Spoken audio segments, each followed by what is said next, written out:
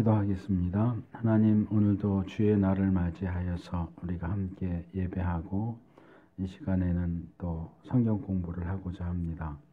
우리가 그동안 공부했던 인간과 하나님 마지막 과를 공부하는데, 우리가 인간과 하나님의 관계에 대하여 성경이 이야기하는 내용들을 잘 정리하고 또 우리 자신에게 적용하고 그 가르침 위에 든든히 설 수 있도록 이 시간도 함께 하여 주시기를 원합니다.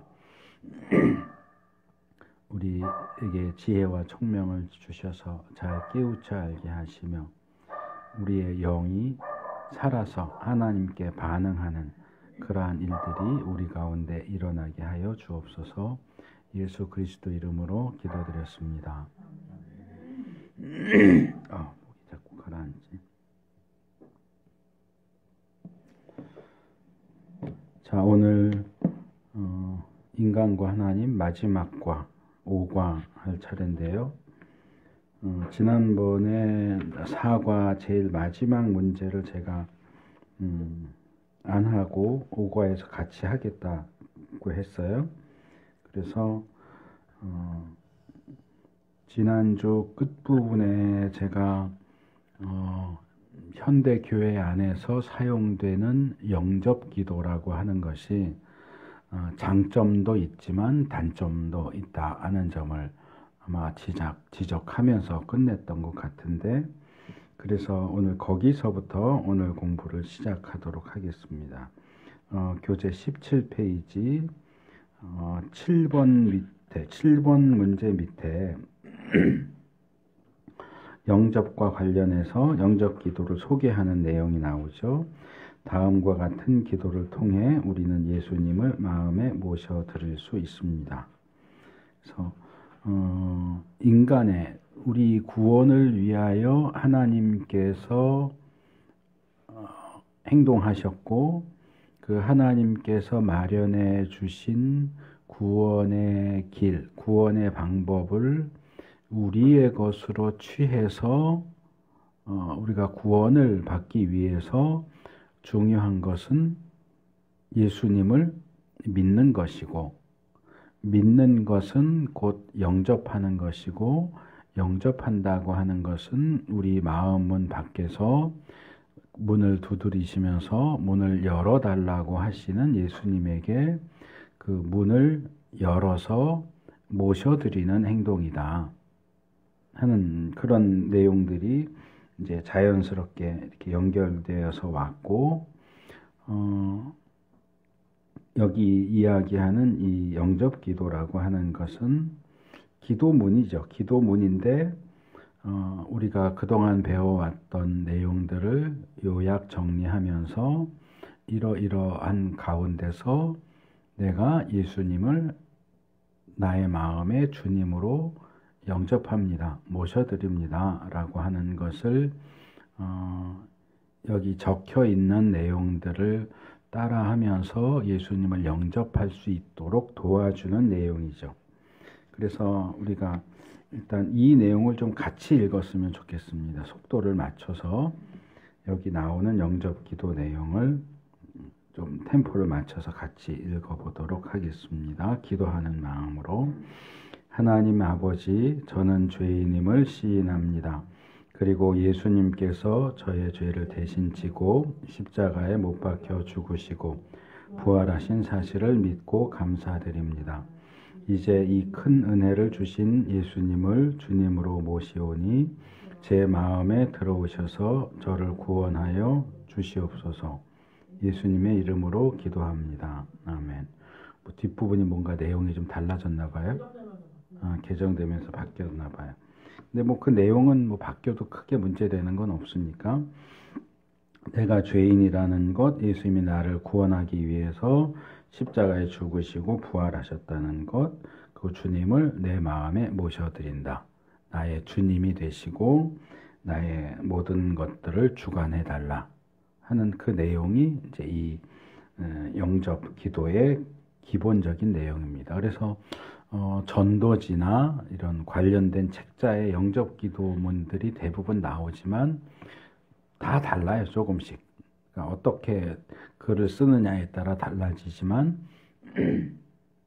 기본적으로 들어가는 내용은 다 비슷하기 때문에 뭐 어디에 나오는 영접기도만이 영접기도고 다른 데 나오는 내용은 잘못됐다 이렇게 말하기는 어렵고 어느 것이 되었든 여기 나오는 내용은 우리가 뭘 고백해야 하느냐 하는 내용을 이제 가르쳐 주는 내용이고 중요한 것은 내가 마음으로 예수님을 믿느냐 하는 문제죠. 그래서 제가 지난주에 이 8번 문제를 다음 주에 한 사람씩 다 답을 할 수 있도록 준비를 해와라 라고 말씀을 드렸고 이 8번 문제는 3개의 질문으로 되어 있어요. 이건 성경 구절과 관계없이 개인적인 답변을 하도록 되어 있는데 3개를 한꺼번에 하죠. 3개를 한꺼번에 당신은 예수님을 영접하셨습니까? 에 대해서 예, 아니요. 그 다음에 그러면 예수님이 어디에 계십니까? 예수님이 어디에 계십니다. 그 다음에 예수님이 거기 계신 것을 어떻게 알 수 있습니까?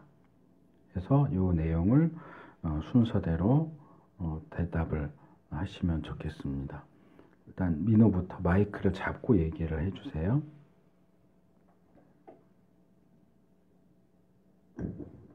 여보세요. 네. 이거. 예. 내가 질문은 다 읽었으니까 그냥 답을 쭉 이어서 하면 돼.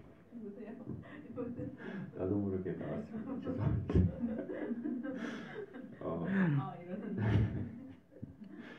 네, 저는 진심으로 예수님을 영접하였습니까? 이 질문을 들으면서 저번 주에 그 목사님께서 그 교회나 성당 다니면서도 사실은 다니는 행위보다 진심으로 이렇게 영접을 했는가 이런 것들이 더 중요하다고 말씀을 하셨는데, 그래서 저도 예수님을 영접하였습니까? 라는 질문에는 당연히 예라고 대답할 수 있는데 앞에 이 진심으로라는 4글자가 좀 마음에 많이 걸려서 그 100% 영접하였습니까? 라고 자신 있게 대답할 수 있는지를 좀 많이 되돌아보게 됐습니다만 너무 확실하게 제가 그렇게 확언할 수는 없을 것 같다라는 생각을 좀 했습니다. 그래서 영접은 하였습니다만 이제 기꺼이 진심으로 뭐든지 다 따르겠다고 이렇게 100%라고 자신 있게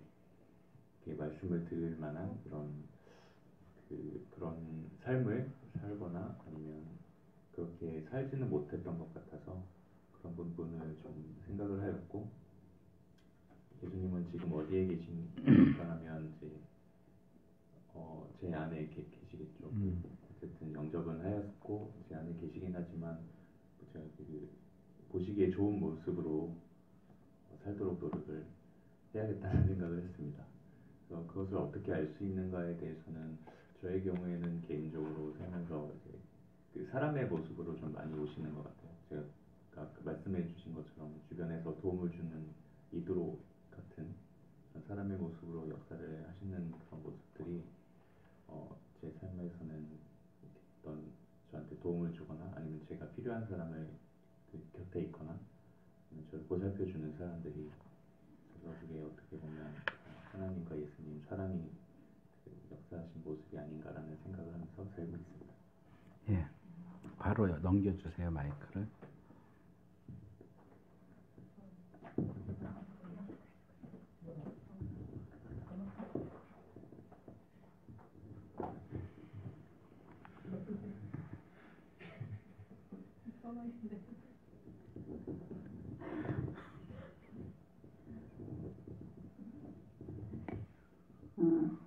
당신은 진심으로 예수님을 영접하였습니까?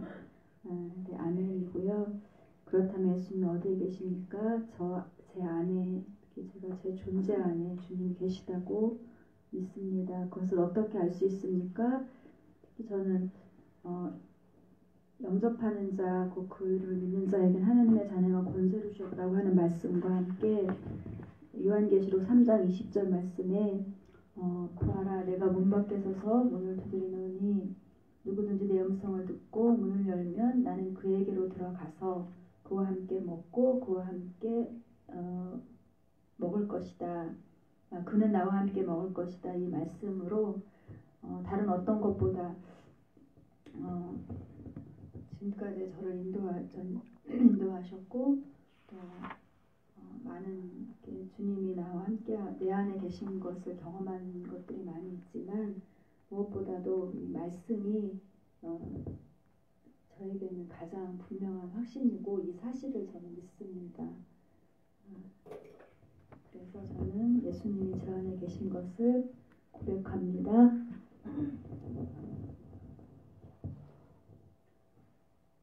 당신은 진심으로 예수님을 영접하였으니까 그렇다면 예수님이 지금 어디에 계십니까? 제 안에 있습니다. 그것을 어떻게 할 수 있습니까? 매일매일의 삶에서 이렇게 뭔가를 결정을 내리게 될 때 저 혼자서 생각을 하다가도 이제 들었던 성경 말씀이나 그날 읽었던 성경 말씀을 가지고 함께 고민을 하고 또 결국은 주님께서 말씀하신 그대로 선택을 하면은 마음의 평안이 오는 것을 보고 저는 알 수 있었습니다.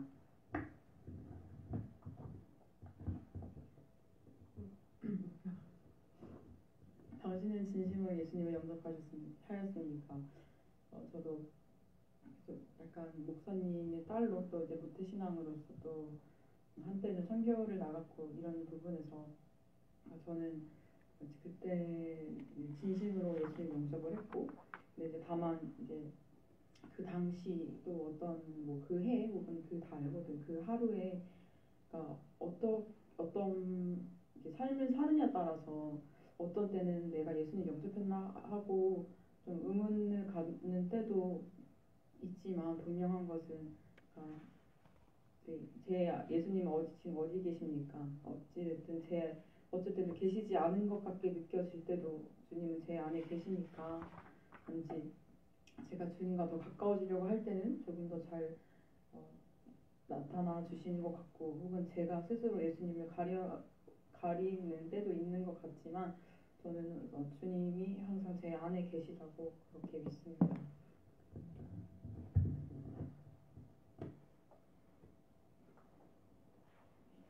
예,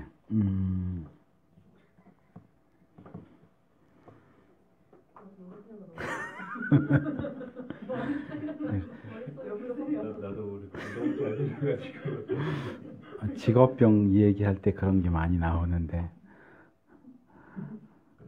어떤 군인이 교회 나간 지 얼마 안 됐는데 기도를 하게 됐대요. 그래서 기도를 다 했는데 교회 다니는 사람은 이제 예수님의 이름으로 기도했습니다. 이걸 하는데 이게 아무래도 생각이 안 나는 거예요. 그래서 끙끙매다가 나중에 기도 이상 끝 이랬대요. 자, 여기에 바로 뒤에 요한일서 5장 11절 12절 말씀을 암송해라, 그런 내용이 나오죠. 이게 이제 우리가 다음 주에 공부할 그리스도인의 확신 첫 번째과 구원의 확신의 요절 말씀입니다. 그래서 이 내용이 이제 뭐라고 그럴까, 논리적으로 굉장히 잘 이렇게 매끄럽게 연결이 되어 있어요. 예수님을 믿는다, 예수님을 영접한다, 마음의 문을 열어서 안으로 모셔드린다. 그게 믿는 거다. 그러면 예수님은 어디 계시느냐? 내 안에 계시다. 그러니까 내 안에 계시다라고 하는 것을 어떻게 구원과 연결시킬 수 있느냐를 가장 잘 보여주는 말씀이 요한일서 5장 11절, 12절 말씀이에요.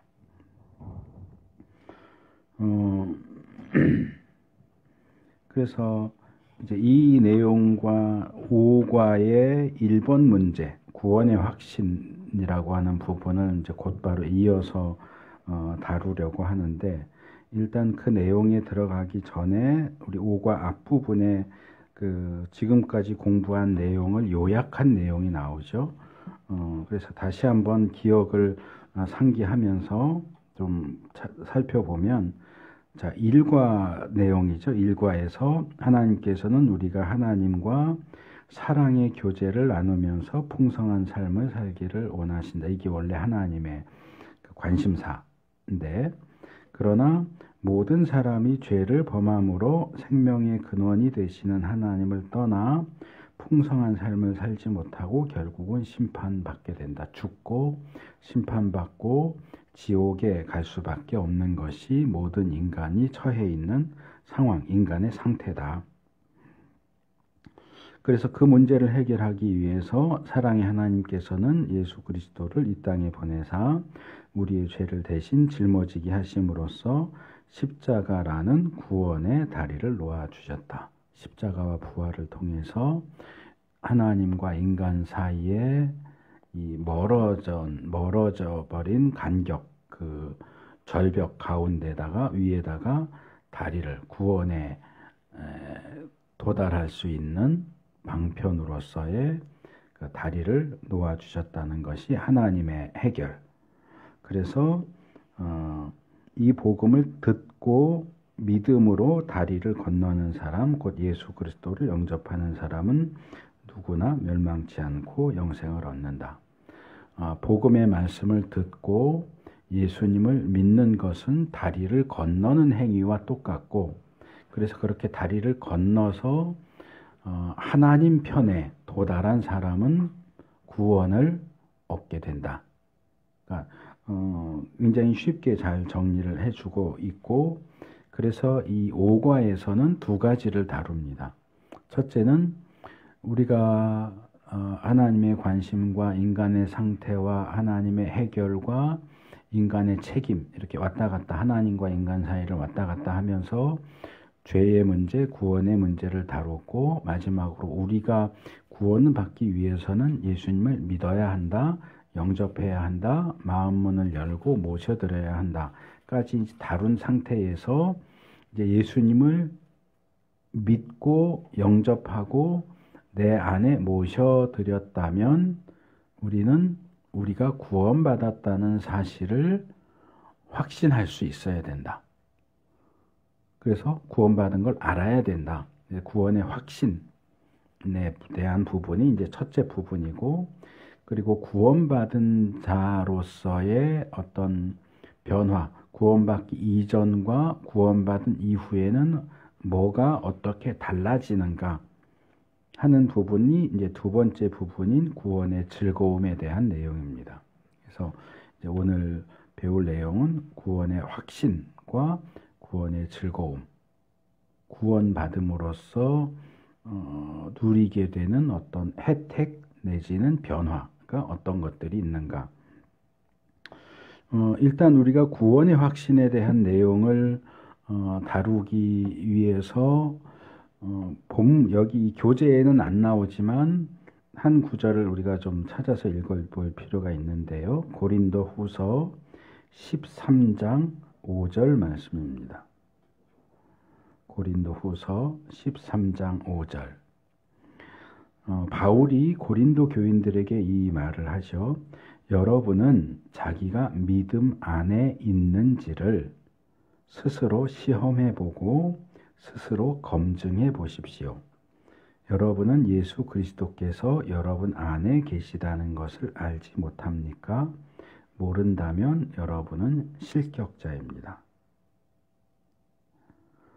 자, 여기서 바울이 얘기하는 것이 크게 두 가지죠. 첫째, 너가 믿음 안에 있는가? 너가 정말로 예수님을, 아까 이제 민우 형제가 얘기하는 것처럼 진심으로 예수님을 믿는지를 스스로 시험해 보고 검증해 봐라. 시험해 보고 검증해 봐라. 그렇게 시험해 보고 검증해 봤더니 정말 내가 예수님을 믿는구나 한다면 너는 구원을 받은 사람이 맞을 것이고, 내가 정말 예수님을 믿는지 안 믿는지 잘 모르겠다 한다면 여기는 이제 실격자다. 그랬고 이제 개역 성경에는 버리운 자니라. 그러니까 이거는 이제 말하자면 커트라인에 못 미친다는 거죠. 죄에 대해서 얘기할 때 제가 두 가지로 얘기했잖아요. 하나는 커트라인에 못 미친다. 60점 이상 맞아야 되는데 빵점에서 59점까지는 통과가 안 되는 거죠. 패스가. 그러면 이제 실격이 되는 거죠.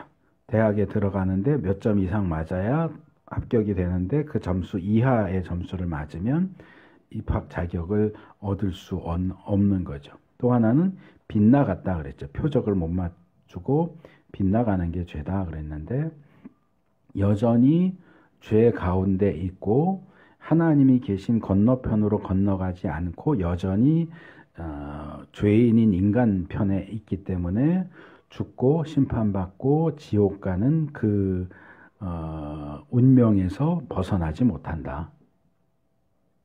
그 얘기를 하는 겁니다. 그래서 성경은 우리에게 내가 정말로 믿는 사람인가, 내가 정말로 구원을 받았는가를 시험하고 검증하고 입증할 것을, 구원에 대한, 그래서 일반적으로는 구원의 확신 이렇게 표현을 하기는 하는데 저는 확신이라는 표현보다는 확인이 더 좋은 표현이라고 생각을 해요. 내가 정말로 구원받은 사람인지 확인하는 것은 필요하다. 근데 이제 여기에 여러 가지 복잡하고 어려운 문제가 있어요. 우리가 지금 사용하고 있는 이 내비게이터 선교에서 나온 교재나 뭐 CCC나 뭐 IVF나 뭐 여러 선교 단체들에서 나온 뭐 온누리에서 하는 1:1 성경 공부도 마찬가지고 이런 기본적으로 구원을 다루는 성경 공부들이나 그런 책들은 거의 한 80~90%는 동일한 것을 이야기합니다. 여기 사과 우리가 아까 돌아가면서 대답했던 사과 마지막 문제죠. 그러니까 질문은 여기 이거예요. 1번 문제, 5과 1번의 문제가 기본적인 질문이에요. 우리는 무엇을 근거로 해서 영생을 얻은 것을 확신할 수 있습니까? 4과 8번 문제의 세 번째 질문도 같은 거죠. 그것을 어떻게 할 수 있습니까? 예수님이 내 안에 계시다는 것, 내가 예수님을 영접했다는 것, 내가 예수님을 믿는다는 것, 그래서 내가 구원받았다는 사실을 어떻게 할 수 있느냐? 그러니까 그것을 우리가 성경 말씀에 따라서 아까 읽어드린 고린도후서 말씀처럼 시험하고 검증하는 과정을 거쳐야 돼요. 근데 이 시험하고 검증하는 과정을 사실은 철저하게 해야 되는데 그렇지 못한 경향이 있어요. 현대교회, 한국교회만이 아니고 현대교회 안에 구원에 대한 부분을 시험하고 검증하는 과정을 그 절차를 너무 간소화시켜서 그러니까 이런 거죠. 우리가 어떤 물건, 공산품 같은 거 사면 뭐 검 이런 거 도장 찍혀 있잖아요. 그러니까 핸드폰을 산다. 그러면 핸드폰을 만든 회사에서 완성된 핸드폰을 이것저것 이렇게 시험해 봐서 이게 문제가 없이 정상적으로 작동한다라고 하는 것을 확인한 상태에서 이제 이 물건을 팔게 되죠. 근데 어떤 물건들은 문제가 없다라고 도장을 받고 나왔는데도 문제가 있어요. 뭐 대표적인 경우에 뭐 배터리에 문제가 있어서 배터리가 터진다거나 이제 이런 식으로 뭐 핸드폰도 그렇고 뭐 자동차도 그렇고 그런 문제가 생길 때 이제 회사에서 리콜하죠. 전량 리콜 뭐 이런 일들이 이제 종종 있는데 그런 문제가 왜 발생하느냐? 이 완성된 것을 검사하는 과정을 철저하게 하지 못했기 때문이에요. 그러니까 그 시험하고 검증하는 과정을 철저하게 해야 되는데, 예를 들어서 이게 뭐 구부렸다 폈다 하는 거면 이게 몇 번 구부렸다 폈다 해도 끄떡이 없다. 그러면 100번을 해도 끄떡이 없다. 그러면 시제품을 100번을 폈다 구부렸다를 해봐서 정말 끄떡 없는지를 봐야 되는데, 한 10번 정도만 구부렸다 폈다 해놓고 이건 이 정도니까 100번 해도 괜찮아 하고 물건을 내보내면 정말 100번을 그렇게 사용했을 때 이게 부러지거나 문제가 생기는 경우가 생긴다는 거죠. 실제로 100번을 해야 돼요. 실제로 100번을 해보고 괜찮다 그럴 때 이건 100번을 그렇게 해도 괜찮습니다 라고 물건을 내보내야 되는데, 그것을 그 과정을 축소시켜서 한 10번, 5번 요 정도만 해보고 이 정도면 100번 해도 끄떡 없겠어 라고 물건을 내보내면 문제가 생기는 거죠. 마찬가지로 구원의 확신도 성경이 얘기하는 내 구원을 시험하고 검증할 수 있는 방법들을 다 동원해서 철저하게 검증한 결과 나는 구원받은 게 맞구나 라는 구원의 확인 또는 구원의 확신을 가질 수 있도록 해야 되는데, 이 과정을 철저하게 하지 않고 간소화시켜서 한 10% 내지는 20-30% 정도 과정만 해놓고 이 정도면 100%나 마찬가지야 라는 식으로 날림으로 확인 도장을, 구원의 확신 도장을 날림으로 찍어준다는 거예요. 그러면 본인은 그런 간소화된 과정을 통해서 나 구원받은 거 맞구나 라고 확신은 할 수 있을지 모르지만, 실제로는 그 사람은 구원을 받지 못한 것일 수도 있어요.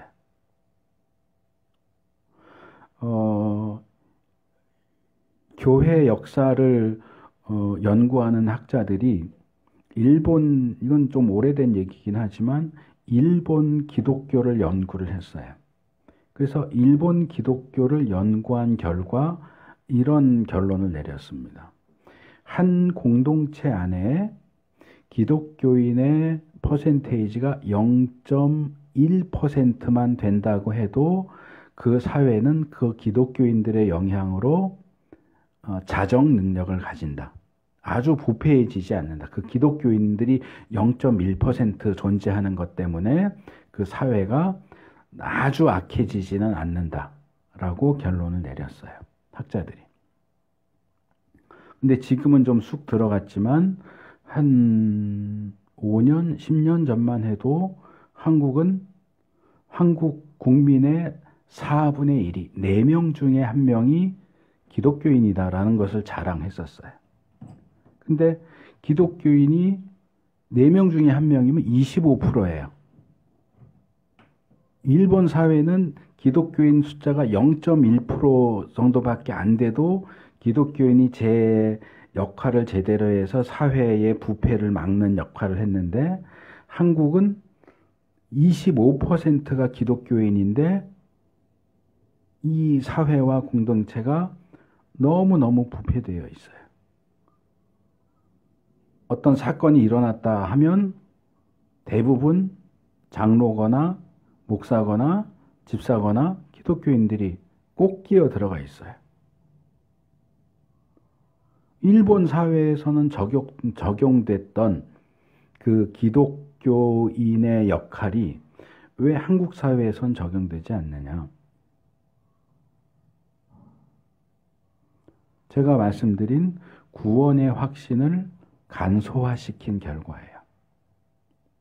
일본은 예수 믿기가 힘든 사회예요. 다종교 사회고 워낙 폐쇄적이기도 하고 그런 특성 때문에 예수 전도하는 것도 되게 힘들고 예수 믿는 것도 힘들고 믿어도 신앙생활을 계속 이어가는 것이 굉장히 힘든 사회예요. 그런데 한국은 그렇지 않아요. 그러다 보니까 그냥 교회 나오고 나 예수님 믿습니다 라고 하면 다 철저하게 검증하지 않은 상태에서 그럼 당신은 구원 받았습니다. 당신 기독교인 맞습니다. 라고 해버리니까 실제 퍼센테이지는 어쩌면 1%도 안 될지 모르겠는데 겉으로 보여지는 거는 기독교인이 25%나 된다는 거예요. 그러면 예를 들어서 1%가 참된 기독교인이고 나머지 24%가 거짓된 구원의 확신을 가지고 있는 가짜 그리스도인이라고 한다면 그 24%는 그리스도인으로서 어떤 기능이나 역할을 전혀 하지 못한다는 얘기죠. 구원의 확신은 가지고 있지만 그리스도인으로서의 삶은 살지 못하고 있기 때문에 불신자나 전혀 다름이 없다. 그런데도 우리는 숫자만 보고 25%나 기독교인이 있다. 거짓된 구원의 확신을 심어주는 것의 결과는 상당히 무시무시하다는 거죠. 그래서 오늘은 제가 이 구원을 내가 구원받았는지를 시험하고 검증하는 보다 철저한 방식에 대해서 말씀을 드리려고 해요. 이제 그걸 말씀드리기 위해서는 먼저 현대 교회가 사용하는 간소화된 방식을 먼저 소개를 하려고 합니다. 먼저 1번 문제를 먼저 해주실래요? 1번 문제를 해주시고 그 다음에 제가 좀 설명을 하겠습니다. 민우 형제가 1번 문제 해주세요. 문제 읽고 성경 구절 읽고 답을 해주세요. 우리는 무엇을 근거로 해서 영생을 얻을 것을 확신할 수 있습니까? 요한일서 5장 13절. 나는 하나님의 아들의 이름을 믿는 사람들인 여러분에게 이 글을 씁니다. 그것은 여러분이 영원한 생명을 가지고 있다는 것을 알게 하려는 것입니다. 여기서는 하나님 아들의 이름을 믿게 되면 그렇다면 영원한 생명을 가지고 있다는 것을 알게 된다는 내용을 말하고 있고요. 요한복음 20장 31절은 그런데 여기에서 이것이나마 기록한 목적은 여러분으로 하여금 예수가 그리스도요 하나님의 아들이심을 믿게 하고 또 그렇게 믿어서 그의 이름으로 생명을 얻게 하려는 것이다. 이렇게 설명을 하고 있습니다. 그래서 예수 그리스도가 하나님의 아들임을 믿게 하고 그의 이름으로써 생명을 얻게 된다고 말하고 있습니다. 네. 여기서 공통적으로 말하고 있는 건 이거죠. 믿음, 예수님을 믿는다. 우리가 구원받은 것을 어떻게 할 수 있느냐? 예수님을 믿는 사람은 구원을 받는다. 자, 예수님을 믿으면 구원받는다는 것은 지금 여러 구절들에서 얘기하고 있는 것처럼 성경이 우리에게 제시해 주고 있는 내용이에요. 그렇기 때문에 예수를 믿으면 구원받는다라고 하는 가르침은 잘못된 가르침은 아니에요. 맞아요. 그래서 크게 말하면 우리가 구원받았는지를 시험하고 검증할 수 있는 방법은 세 가지가 있습니다. 근데 지금 여기서 말하는 이 내용은 그 중에 한 가지예요. 그러니까 3분의 1인 거죠. 이게 100%가 아니고 이건 3분의 1이에요. 이 3분의 1은 뭐냐? 원인을 가지고 결과를 확인하는 방식이에요.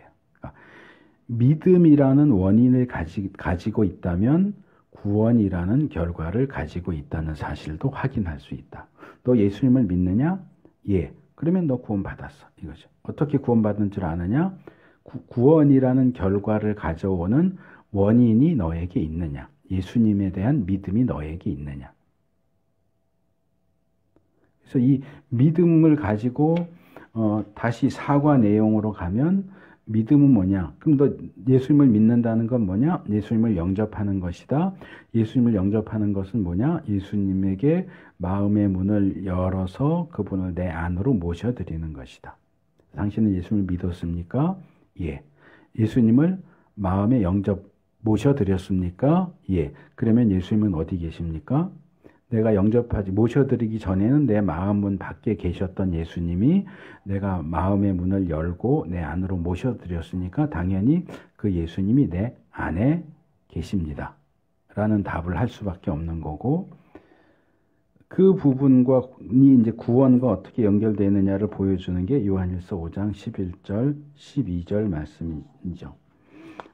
이제 이 교재는 개역으로 되어 있어서 제 거는 또 증거는 이것이니 하나님이 우리에게 영생을 주신 것과 그 생명이 그의 아들 안에 있는 그것이니라. 아들이 있는 자에게는 생명이 있고 하나님의 아들이 없는 자에게는 생명이 없느니라. 그랬습니다.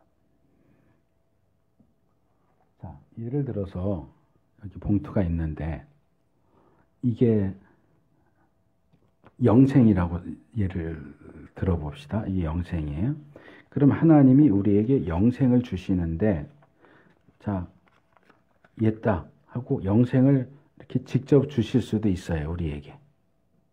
그런데 영생을 직접 주시지 않고 이 봉투를 이 책 사이에다 이렇게 책갈피처럼 집어넣고 이 책을 주시는 거예요. 그러니까 이 봉투가 영생이라면 이 책은 예수님이에요. 그래서 예수님이 우리에게 영생을, 구원을 주시는데 그냥 구원, 영생만 툭 던져주시는 게 아니고 이 영생을 예수님 안에 넣어서 예수님을 우리에게 주세요.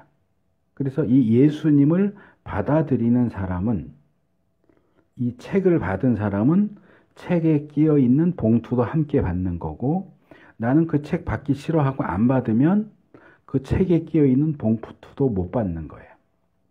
그래서 예수님을 모셔드린 사람은 예수님 안에 있는 영생도 함께 받게 되는 것이고, 예수님을 모셔드리지 않는 사람은 예수님 안에 있는 영생도 받을 수 없게 된다.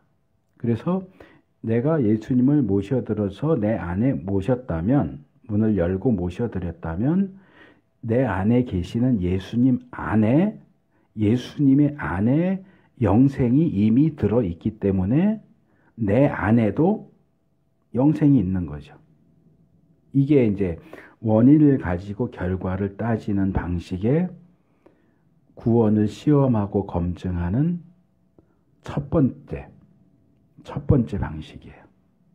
첫 번째 방식이기도 하고 객관적인 방식이기도 하고 가장 쉬운 방식이기도 해요. 그래서 대부분의 선교단체들이나 대부분의 목사님들이 구원의 확신 문제를 다룰 때 이 방식을 사용합니다. 그러니까 구원 받았습니까? 오늘 죽어도 천국 갈 수 있습니까? 예. 어떻게 해요? 예수님을 믿으니까요. 구원이라는 결과를 가져오는 원인인 예수님의 믿음, 원인이 나에게 있으니까 원인에 따른 결과도 당연히 내가 받았습니다 라고, 당신의 구원을 확신하십시오 라고 이야기하는 거죠. 그래서 사실은 이 방식으로 우리의 구원을 시험하고 검증하는 것 자체는 아무런 문제가 없어요. 좋아요. 좋은 방식이에요. 문제는 성경이 우리의 구원을 시험하고 검증하는 방식으로 제시하는 것이 그것이 전부가 아니라는 거죠. 두 번째 방식도 동일하게 원인과 결과를 가지고 구원을 확인 또는 확신할 수 있는 방법입니다. 그런데 이번에는 원인과 결과가 달라져요. 자, 첫 번째 방식에서는 믿음이 원인이 되고 구원이 결과가 돼요. 자, 믿었으면 구원받는다. 믿지 않았다면 구원도 없다. 그런데 이 두 번째 방법에서는 구원이 원인이 돼요. 구원이 원인이 되고 구원이라는 원인이 있다면 그것에 따라서 결과적으로 나타나는 것이 있어요. 그게 요한일서나 야고보서에 나오는데, 야고보서의 표현을 빌리자면 행함이에요. 행함. 요한일서 말씀을 빌리자면 형제 사랑, 또는 오늘 아침에 우리 교회 카톡방에 그 오해랑 권사님이 그 사진을 하나 보내셨는데 딱 그 구절 써 있는 거더라고요. 요한일서 2장 5절 말씀, 누구든지 그의 말씀을 지키는 자는 하나님의 사랑이 참으로 그 속에서 온전하게 되었다니 이로써 우리가 그의 안에 있는 줄을 아느니라. 내가 하나님 안에 있다. 구원받았다는 걸 어떻게 알 수 있느냐? 하나님 말씀을 지키는 걸로 알 수 있다. 그러니까 구원이라는 원인을 가지고 있는 사람은 행함이라는 결과, 하나님 말씀을 지킨다라는 결과, 형제를 사랑한다라는 결과를 가질 수 있게 된다. 그렇기 때문에 이번에는 결과로 따지는 거죠.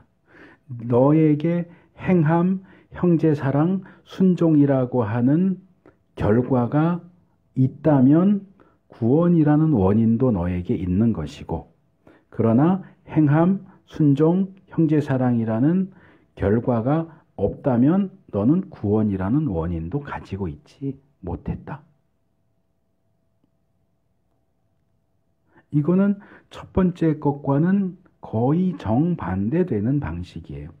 그래서 아까 처음에 민우 형제가 그 4과 8번 문제를 하면서 내가 예수님을 믿기는 믿는데 진심으로 믿느냐라고 할 때는 부족하다고 느껴진다.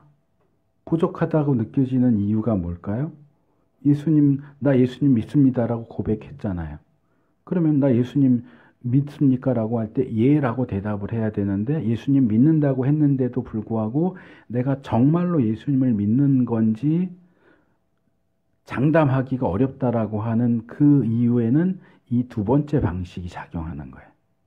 그러니까 내가 예수님을 정말 믿었으면 구원을 받았을 것이고, 내가 정말 구원을 받았다면 나는 하나님 말씀을 순종할 것이고 행함이 뒤따라 나올 것이고 형제를 사랑해야 되는데 이 삶에 대한 부분이 부족해 보인다는 거죠. 나는 그렇게 하나님께 잘 순종하지도 않고 형제를 잘 그렇게 사랑하지도 못하고 행함도 완벽하게 행함을 하고 있다고 말할 수도 없다. 그러니까 정말 내가 구원받은 게 맞을까? 내가 이런 행함이 뒤따르지 않는다면 야고보가 행함이 없는 믿음은 죽은 믿음이다. 너희를 구원할 수 없다라고 한 것처럼 내가 행함이 부족하다면 과연 내가 예수님을 믿는다고 하는 것도 100% 예스라고 장담할 수 있을까라는 의심을 하게 되는 거죠. 그래서 한 30년, 40년, 한 30년 전쯤에 한국 그 교회의 내비게이터 선교회라든지 여러 선교회들이 굉장히 활발하게 활동하면서 이 구원의 확신 문제를 다뤘고, 그때 저도 전도사 시절에 그 얘기를 많이 했지만 붙잡고 묻는 거예요. 교회 다니는 사람들한테. 오늘 죽어도 천국 갈 수 있습니까? 그러면 장로님들도 권사님들도 아멘, 예 이렇게 대답을 못하고 글쎄요. 왜 글쎄요라고 대답하느냐? 아멘 해야지. 그럼 당신 예수님을 믿습니까? 예, 예수님 믿기는 믿어요. 그럼 예수님 믿었으면 당신은 구원 받은 겁니다. 예수님 믿었으면 구원 받은 건데 그러면 오늘 당장 죽어도 천국 갑니다. 갈 수 있습니다. 라고 대답을 해야 되는데 왜 예수님을 믿으면서도 천국 갈 수 있느냐 그러면 글쎄요 그러느냐. 잘못됐다.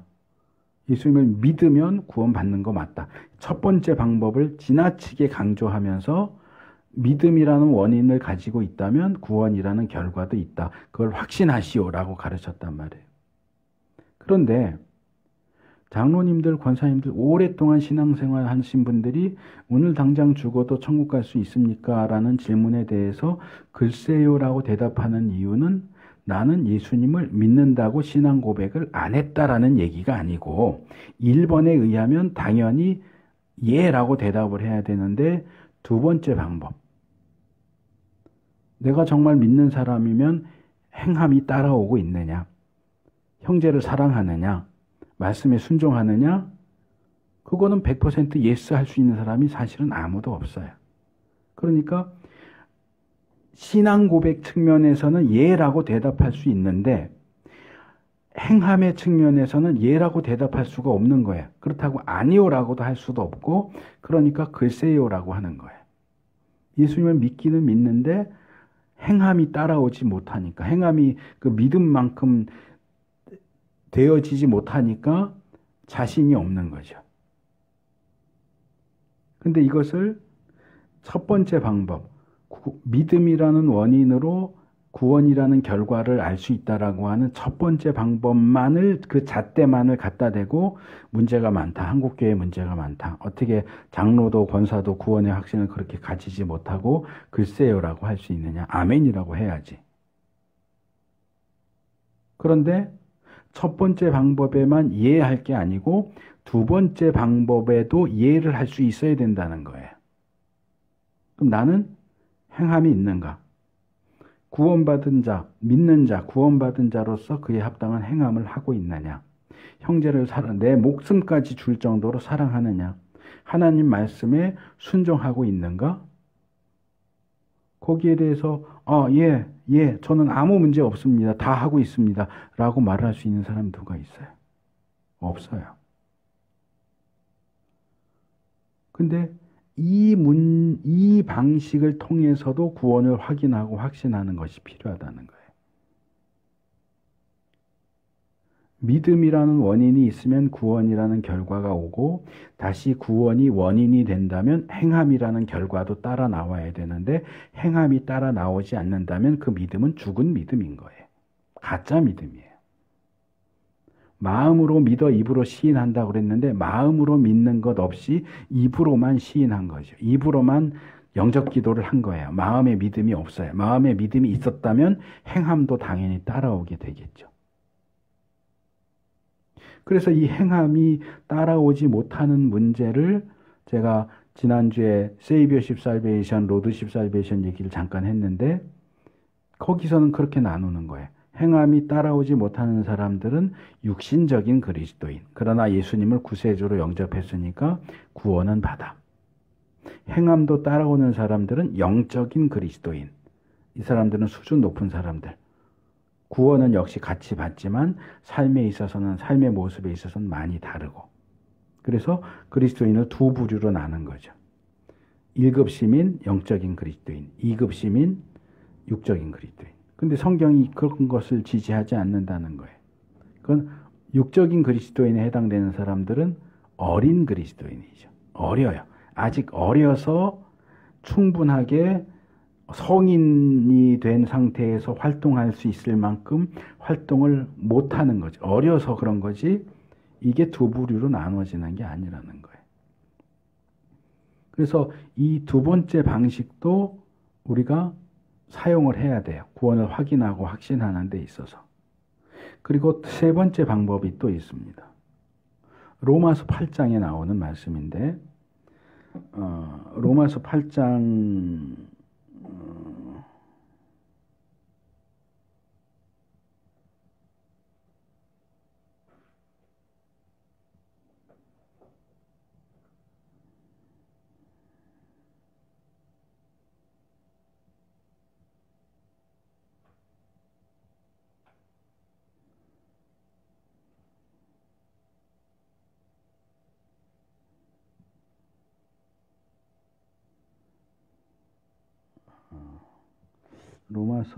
8장 구절을 안 써놔가지고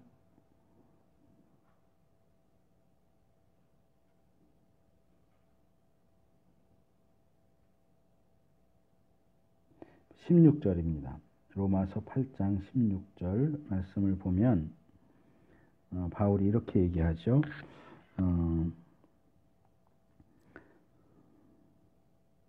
바로 그때에 그 성령이 우리의 영과 함께 우리가 하나님의 자녀임을 증언하십니다. 자, 이 세 번째 방법은 전혀 객관적이지도 않고 쉽지도 않아요. 이건 주관적이에요. 내 안에 계신 성령님이 나의 영혼과 함께 내가 구원받은 하나님의 백성이라는 사실을 확신시켜 주세요. 그래서 이 성령님의 증거를 통해서 난 구원받은 사람이 맞아라는 확신을 갖게 되는데 어째서 네가 구원받은 사람이라는 것을 알 수 있느냐? 확신할 수 있느냐? 설명해봐. 그러면 설명할 수가 없어요. 성령님이 내 안에 주시는 확신이에요. 그래서 이것은 객관적으로 다룰 수 있는 방법이 아니기 때문에 거의 다루어지지 않아요. 교회 안에서. 구원의 확신 문제를 다룰 때 성령님이 증거해 주시는지 얘기해봐라. 이런 식으로 구원의 확신을 다루는 것은 본 적이 없어요. 그런데 이것까지 믿음이라는 원인을 가지고 있느냐, 행함이라는 결과를 가지고 있느냐, 성령님이 증거해 주시느냐, 최소한 이 세 가지를 철저하게 시험하고 검증한 것을 통해서 자신의 구원을 확인하고 확신할 수 있어야 되는데 이 중에서 뒤에 두 가지 내용은 거의 무시돼요. 거의 무시되고 그냥 믿음이라는 원인이 있느냐만 가지고 구원의 확신을 심어줘요. 자꾸. 예수님 믿었으면 무조건 구원 받았어. 근데 여기에 이제 우리가 문제를 제기할 수 있는 질문이 이거죠. 믿는다는 게 도대체 뭐냐? 믿는다는 게 도대체 그럼 뭐냐?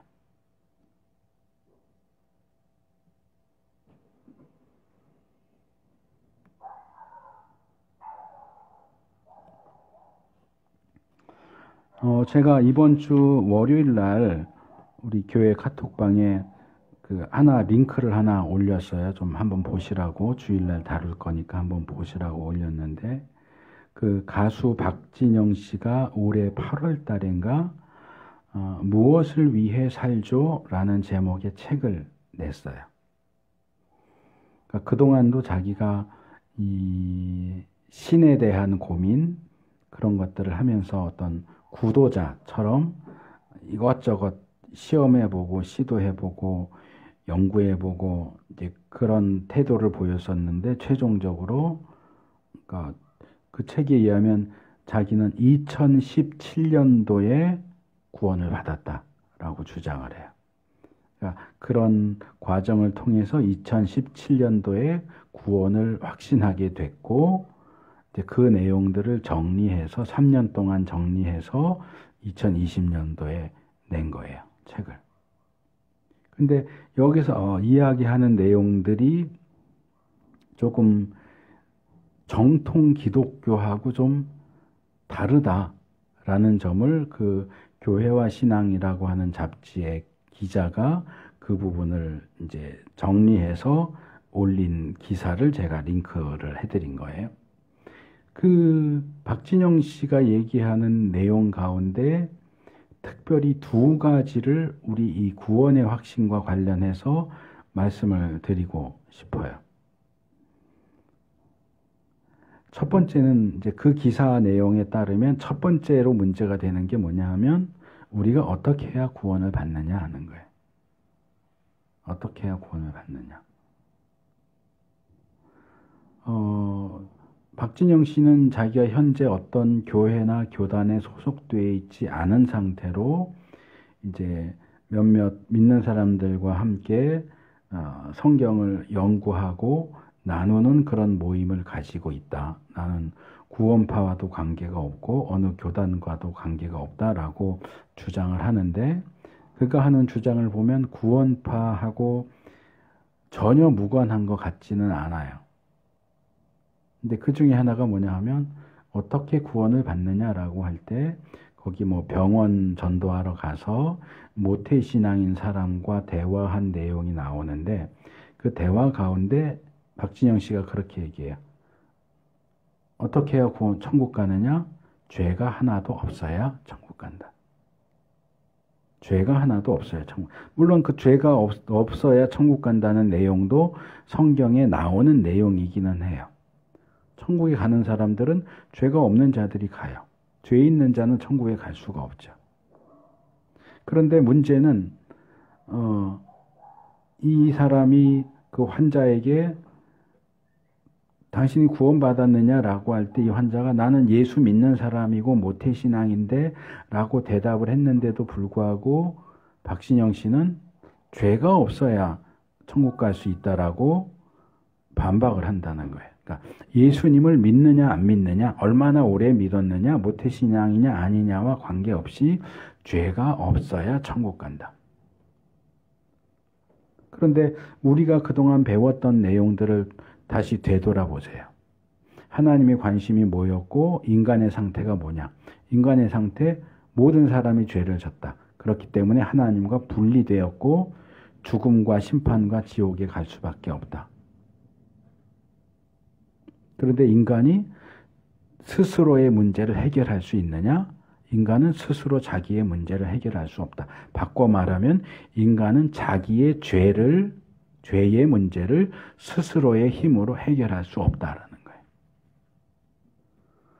그래서 인간이 스스로의 힘으로 죄의 문제를 해결할 수 없기 때문에 하나님께서 예수님을 세상에 보내신 거고 십자가와 부활을 통해서 구원의 방법을 마련하셨고 그 예수님을 믿는 걸 통해서 죄의 문제를 해결할 수 있게 하셨단 말이에요.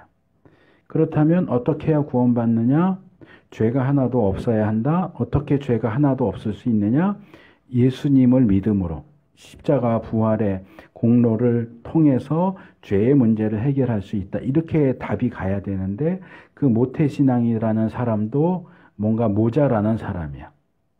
박진영 씨가 아니 죄가 하나도 없어야 천국 갑니다 라고 했을 때 그럼 어떻게 죄가 하나도 없게 할 수 있느냐? 라는 질문을 던져야 되고 예수님이 우리의 죄의 문제를 해결하셨다. 그래서 예수님을 믿으면 죄의 문제가 해결된다라고 답이 나왔어야 되는데 우물쭈물하고 제대로 답을 못하고 박진영 씨도 그 부분에 대해서 죄가 하나도 없어야 구원받는다라는 부분을 확고하게 붙잡고 그 부분에 동의하지 않는 그 환자에 대해서 안타깝고 낙심한 마음으로 병실을 나왔다.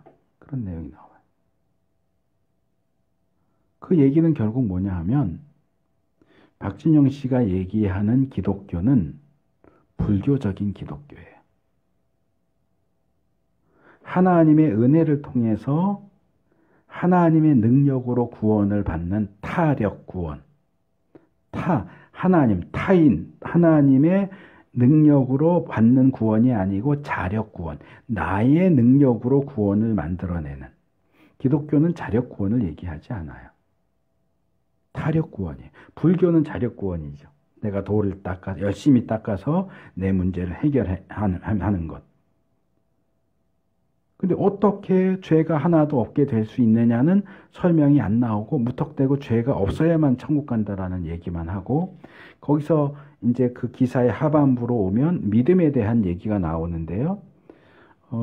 그 기자는 박진영 씨의 주장이 잘못됐다라고 하는 것을 여러 주석가들과 주석을 가지고 이제 반박을 하면서 로마서 1장에 나오는 믿음으로 믿음에 이르게 한다. 박진영 씨는 믿음으로 믿음에 이르게 한다가 이 어법에 맞지 않기 때문에 이게 믿음이 두 가지다. 1번 믿음에서 2번 믿음으로 이런 식으로 이제 주장을 하는데 그 본문은 1번 믿음에서 2번 믿음으로라고 주장할 수 없고 그냥 처음부터 끝까지 믿음으로라고 봐야 한다라는 주장을 하면서 그런 주장은 받아들일 수 없다. 주석가 누구도 뭐라 그랬고 누구도 뭐라 그랬고 이 내용들을 그 중반, 2반 이후부터 길게 나열을 하는데 저는 어쨌든 박진영 씨는 대단한 사람인 것 같아요. 뭐 누구의 도움을 중간에 받았는지는 모르겠지만 굉장히 진지한 사람이고 열정적인 사람이고 성경도 정말 열심히 들여다봤다라는 생각을 해요. 정식으로 신학 공부를 하지 않은 사람인데도 그 정도까지 올라갈 수 있다는 것은 제가 볼 땐 참 대단한 사람이고 내 인생은 이 책을 쓰기 전과 후로 나눠지고 이후에 나의 삶은 복음을 전하고 사람들이 구원받도록 하는 것이 나의 최대 목표다. 이런 주장을 하는 것에 대해서는 정말 박수 쳐주고 싶다고 생각을 해요. 근데 문제는 그의 성경 해석이 올바르지 않다는 거죠. 죄가 하나도 없어야 천국 간다라고 하는 그 부분과 여기 믿음 1에서 믿음 2를 얘기하는 부분이 문제가 있어요. 저는 그게 독학의 한계라고 생각해요. 어느 교회에 출석해서 정상적으로, 정식적으로 신앙교육, 성경교육을 받은 게 아니고 혼자 성경을 읽고 주위에 몇몇 사람들과 함께 토의하고 그러는 과정 속에서 나름대로 정리를 했나 본데 정리를 제대로 못했어요. 저도 로마서 1장에 나오는 믿음에서 믿음으로 믿음에 이르게 한다라는 그 부분을 두 종류의 믿음으로 봐야 된다고 생각을 해요. 그러니까 박진영 씨 얘기를 왜 길게 하나 그럴지 모르겠는데 제가 그 얘기를 꺼내기 전에 던진 질문이 이거예요. 믿음이 그럼 도대체 뭐냐? 근데 이 1번 믿음과 2번 믿음, 저도 그 본문을 그렇게 해석해야 된다고 생각하는데 문제는 박진영 씨는 제가 생각하는 것과 반대 방향으로 1번과 2번을 얘기해요. 박진영 씨가 얘기하는 1번 믿음은 뭐냐면 사람의 믿음이에요.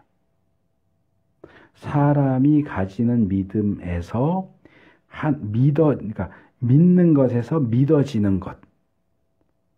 사람이 노력해서 가질 수 있는 믿음에서 하나님이 주시는 믿음으로 라고 방향을 그렇게 진행시키고 그렇게 설명하는데 그 부분이 잘못됐어요. 그 믿음에서 믿음으로 믿음에 이르게 한다를 둘로 나눈 것은 꽤 수준 높은 통찰력이긴 하지만 이게 뒤바뀌었다는 게 문제예요. 저는 1번 믿음이 하나님이 주시는 믿음이고 2번 믿음이 인간의 믿음이라고 생각을 해요. 1번이 믿어지는 거고 2번이 믿는 거예요. 구원받게 하는 믿음은 하나님이 주시는 믿음이에요. 그래서 여러 차례 말씀드렸지만 불신자는 그 영혼이 죽어 있는 사람이에요. 영혼이 죽어 있는 사람은 복음을 들려줘도 복음을 들을 줄을 모르고 복음을 믿을 수가 없어요. 불신자인데 복음을 들려줬더니 나 예수님 믿을게요 하는 사람은 이미 죽어 있던 그의 영혼이 살아있기 때문에 믿음이라는 반응을 보일 수 있는 거예요. 근데 그 죽은 영혼이 살아나는 것은 내가 내 죽은 영혼을 살려야 되겠어 해서 뭔가 내가 노력해서 죽은 영혼이 살아나는 게 아니고 죽은 영혼이 살아나는 것은 성령님의 역사예요. 하나님만 그 일을 하실 수가 있어요. 그래서 하나님이 죽어있는 영혼을 살려주시면 살아난 그 영혼이 복음을 들을 때 믿고자 하는 반응을 보일 수가 있어요. 이건 믿어지는 거예요. 어떤 사람도 내가 믿어야지 그래서 믿을 수 있는 사람은 아무도 없어요. 구원받는 믿음은 하나님이 주시는 믿음이고 믿어지는 믿음이에요. 이 믿음에는 큰 믿음, 작은 믿음이 없어요. 다 똑같아요. 하나님이 구원 얻는 믿음을 주시면 그 구원 얻는 믿음을 통해서 예수님을 믿을 수 있게 되는 거예요. 구원을 받을 수가 있게 돼요. 그런데 그 이후로 제가 한 2년 전쯤에 믿음 연속 설교를 하면서 믿음이 없다, 믿음이 적다, 믿음이 많다 이런 얘기를 했는데 너의 믿음이 어디 있느냐, 믿음이 적은 자들아, 넌 믿음이 많구나, 넌 믿음이 크구나 하는 그 믿음은 2번 믿음이에요. 구원 얻는 믿음은 똑같아요. 다 똑같이 주어져요. 큰 믿음, 작은 믿음이 없어요. 그러나 그렇게 해서 구원 얻은 사람이, 그러니까 이건 믿음과 행함의 관계하고 비슷해요. 얼마나 하나님을 더 신뢰하고 얼마나 하나님께 순종하고 하나님의 뜻에 따라서 살고 행하고자 하느냐에 따라 큰 믿음도 있고 작은 믿음도 있고 믿음이 거의 없어 보일 수도 있고 하는 차이가 나요. 그래서 하나님이 주시는 믿음에서 우리가 하나님을 신뢰한다는 측면에서의 믿음으로 이어지도록 되어 있는 거죠. 믿어지는 것에서 그 다음에 내가 하나님을 믿는, 신뢰하고 확신하는 단계로 넘어가야 되는데 박진영 씨는 이 순서를 뒤집어서 얘기를 해요. 그러면 자력 구원이 된다고요. 어떤 인간도 스스로의 힘으로 하나님을 믿을 수가 없어요. 그게 성경의 가르침이에요.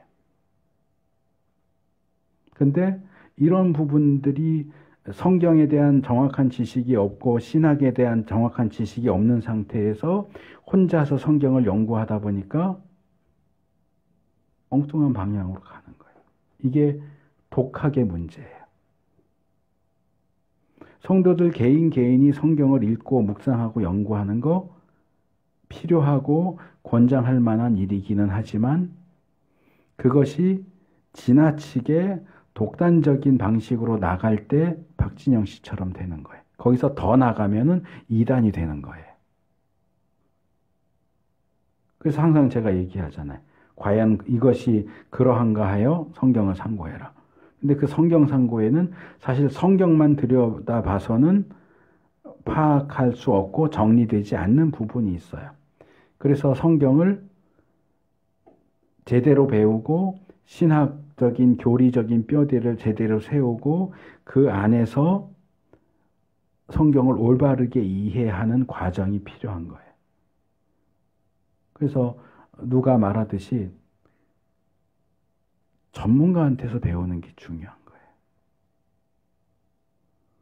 전문가한테 배우지 않고 대충 이렇게 하면 우리 속담에 선무당이 사람 잡는다 하는 식으로 무당이 아닌데 무당 흉내내는 사람이 문제를 일으키고 많이 있는 야매, 치과, 정식 치과 의사가 아닌데 어떻게 어깨너머로 배워서 병원도 아닌데 개인 집에서 치과 치료하는 야매 치료사 하는 것처럼 그렇게 되는 거예요.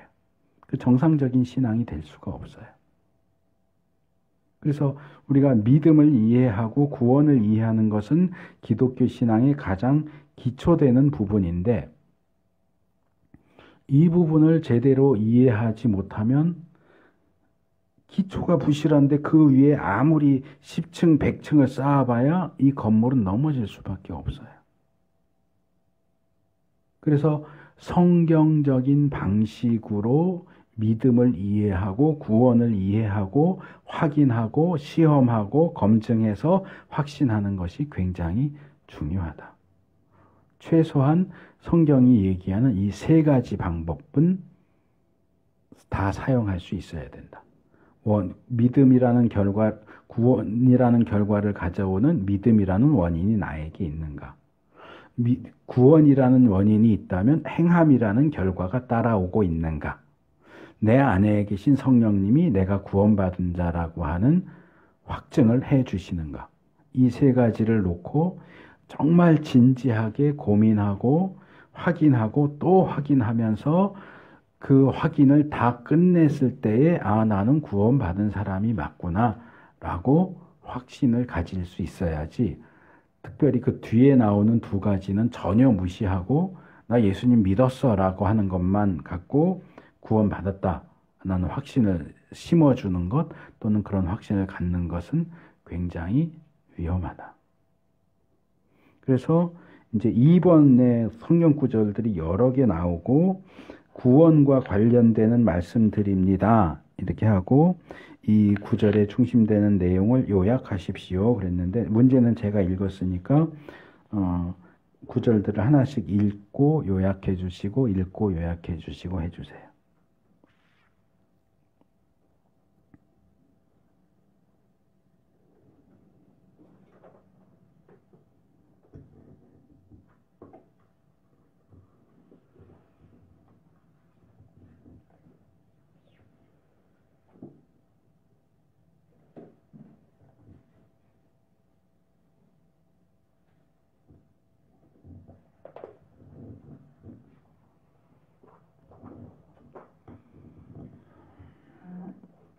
에베소서 2장 8절 9절이요.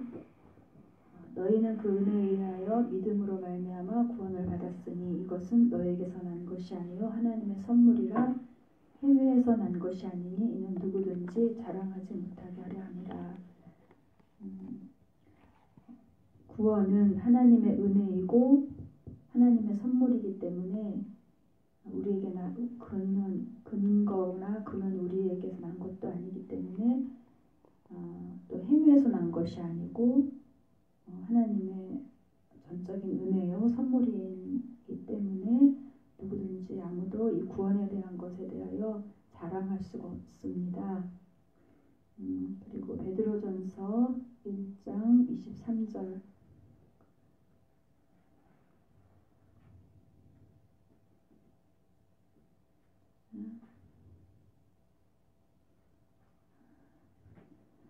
너희가 거듭난 것은 썩어질수로 난 것이 아니요 썩지 아니할수로 된 것이니 살아있고 항상 있는 하나님의 말씀으로 되었느니라. 우리가 거듭난 것은 항상 있는 하나님의 말씀으로 된 것이라고 하십니다.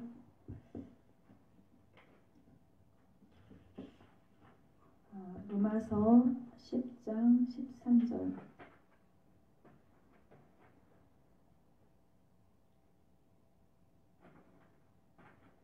누구든지 주의 이름을 부르는 자는 구원을 받으리라. 주의 이름을 부를 때 주의 이름 곧 예수님은 구원자이시라는 그 주님의 이름을 부를 때 구원을 받는다고 하십니다.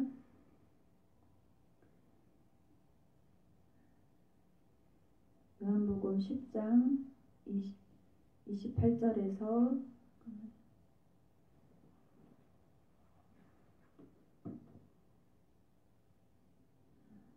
요한복음 10장 28절에서 29절입니다. 나는 그들에게 영생을 준다. 그들은 영원토록 멸망하지 아니할 것이요 또 아무도 그들을 내 손에서 빼앗아가지 못할 것이다. 그들을 나에게 주신 내 아버지는 만유보다 더 크시다. 아무도 아버지 손에서 그들을 빼앗아가지 못한다. 영생을 주시는 분이 하나님이시고 그리고 우리를 그 주님의 손으로 또 그리고 그보다 더 크신 하나님의 손으로 이렇게 더 씌워지듯이 그렇게 안전하게 있기 때문에 누구도 구원받은 하나님의 자녀를 빼앗아갈 수 없다고 말씀하십니다. 요한복음 1장 12절 그러나 그를 맞아들인 사람들 곧 그 이름을 믿는 자들에게는 하나님의 자녀가 되는 특권을 주셨다고 말씀하십니다. 곧 영접하는 자라고 다른 이제 곳에는 말씀이 되어 있는데 영접한 그 이름을 믿는 사람에게는 하나님의 자녀가 되는 특권이 이미 주어졌습니다. 그리고 히브리서 10장 17절 또 나는 그들의 죄와 불법을 더 이상 기억하지 않겠다. 구원받은 하나님의 자녀에게는 그 불법 죄와 불법들에 대해서 하나님께서 기억하지 아니하신다고 하십니다. 예, 이 구절들도 우리가 자세하게 살펴보면 배우어야 할 내용들이 굉장히 많이 나오기는 하지만 그냥 뭉뚱그려서 정리를 한다면 이제 그 뒤에 나오는 3번 질문이 이거죠. 당신은 구원 받았습니까? 그것을 어떻게 알 수 있습니까? 이 3번 문제는 2번 문제를 전제로 하고 던져지는 질문이기도 해요. 자, 우리가 우리의 구원을 어떻게 알 수 있을까요? 어떻게 확인하고 확신할 수 있을까요? 제가 여기까지 3가지 방법을 통해서 확인하고 확신해야 된다라고 얘기를 했는데 이제 그 내용들이 모두 공통적으로 가지고 있는 부분이 있고 2번 문제 이 문항 자체를 읽어보시면 힌트가 나와요. 다음은 구원에 관계되는 말씀들입니다. 그래서 우리가 우리 구원을 확인하고 확신할 수 있는 가장 확실하고 든든한 기초가 되는 건 뭐냐? 말씀이에요. 하나님의 말씀.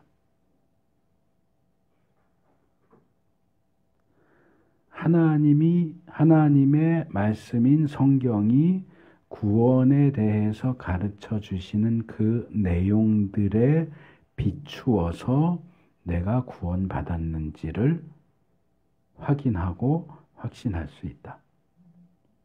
구원은 하나님의 은혜로 주신 것이고 인간의 어떤 행동을 통해서 얻을 수 없다. 타력 구원, 자력 구원이 아니고 타력 구원이다.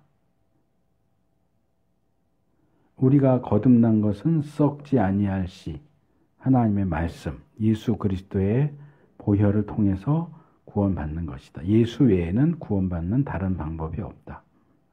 예수님을 부르는 또는 부르짖는 것을 통해서만 구원을 받을 수 있다. 우리가 한번 얻은 구원은 우리의 구원은 하나님께서 주시는 것이고 하나님께서 주시는 구원은 누구도 뺏어갈 수 없다. 예수님을 모셔드리는 자는 구원에 대한 특권을 받는 것이다. 구원받은 자는 죄와 모든 불법, 우리의 모든 죄의 문제, 우리가 죽고 심판받고 지옥 가야 하는 모든 문제의 원인이 되는 죄의 문제를 해결받는 것이다.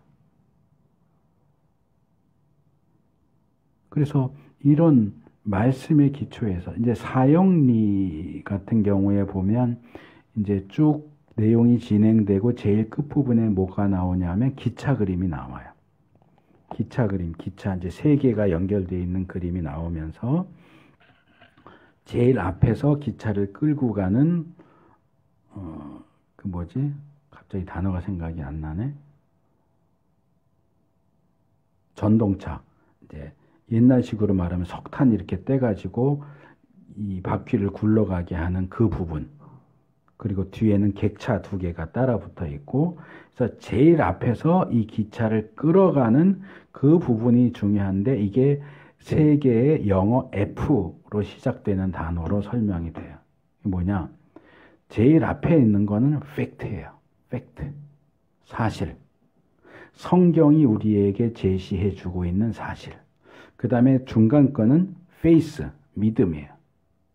그리고 제일 마지막 세 번째 F는 feeling, 느낌. 아까 처음에 나눌 때 진경이가 그 얘기를 잠깐 했는데 내 느낌에 따라서 하나님이 내 안에 가까이 계신 것 같기도 하고 멀리 계신 것 같기도 하고 구원을 받은 것 같기도 하고 못 받은 것 같기도 하고 이거는 feeling이에요. 근데 이 feeling은 제일 뒤에서 따라오는 거라는 거예요. 제일 중요한 건 fact예요. 성경이 우리에게 제시해주고 있는 팩트, 사실. 그리고 그 사실대로 우리가 믿는다면 우리는 구원을 받은 것이고 그 믿음과 구원에 따라오는 어떤 느낌, 필링은 있을 수도 있고 없을 수도 있고 그것은 우리가 구원을 확신하는 데 있어서 그렇게 중요한 부분은 아니다. 그래서 우리 구원의 확신에 가장 중요한 근거와 기초는 팩트, 성경이 이야기해주고 있는 구원에 관련된 사실들이다.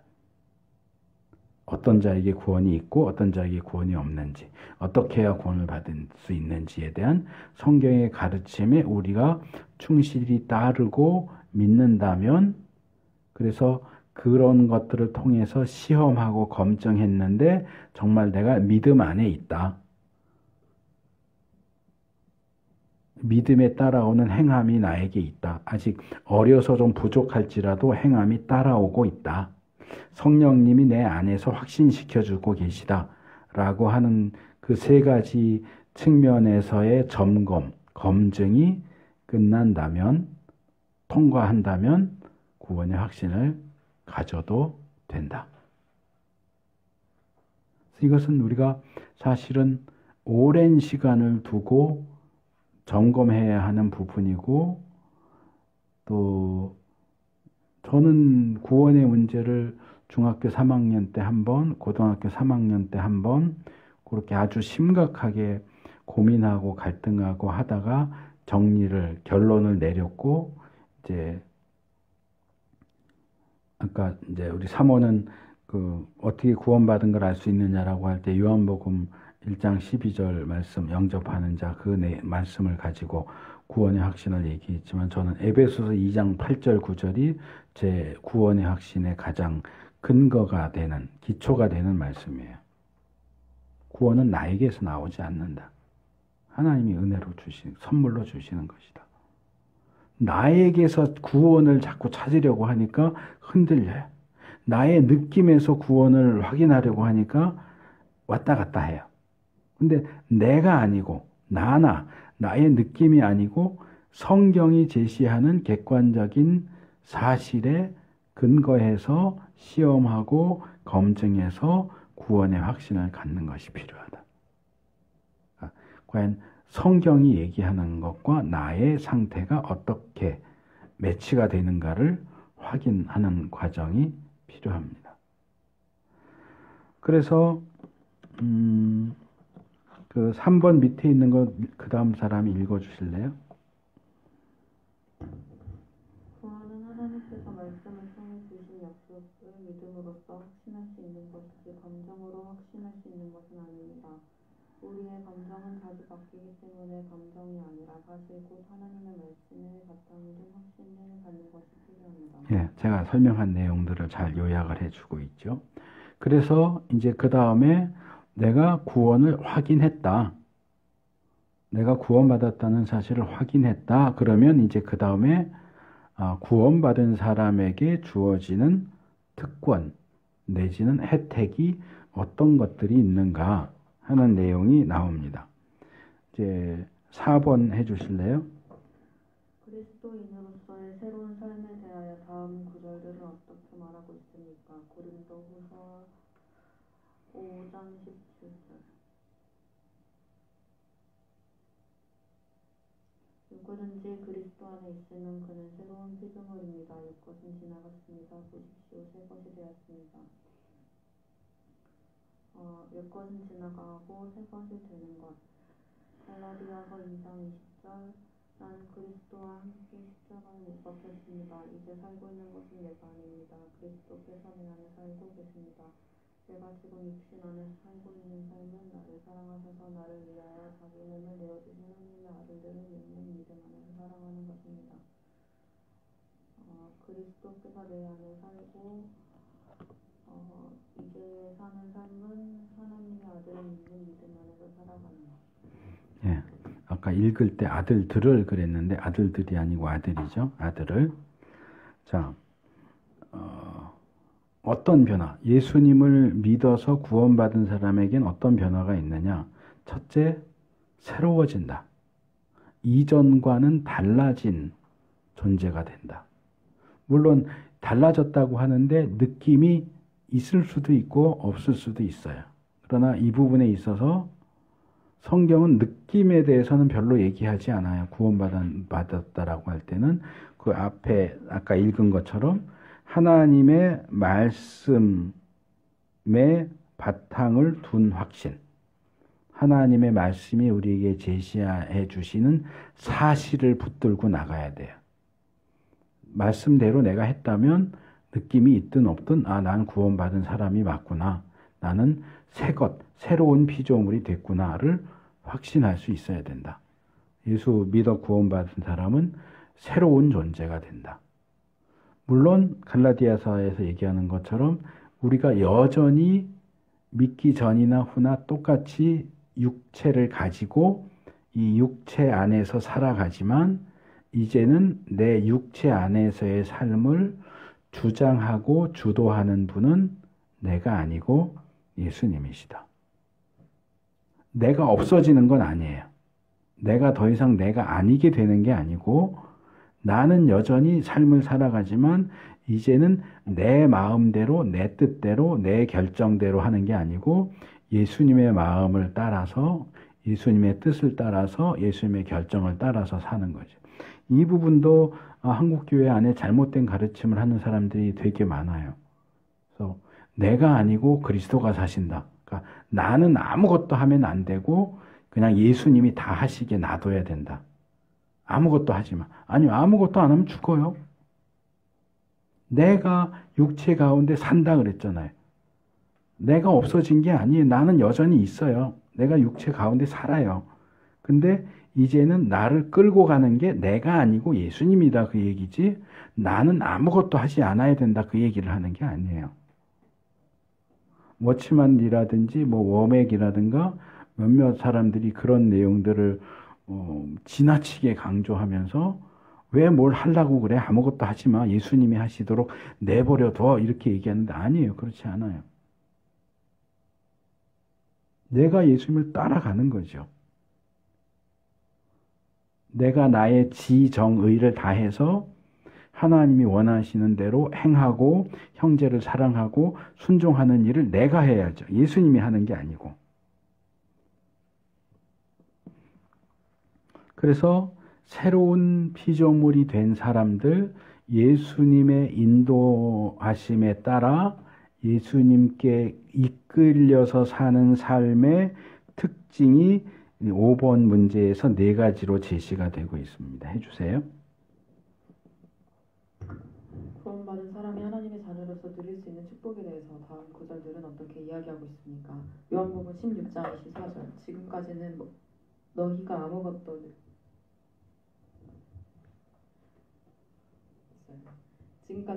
아무것도 내 이름으로 구하지 않았다.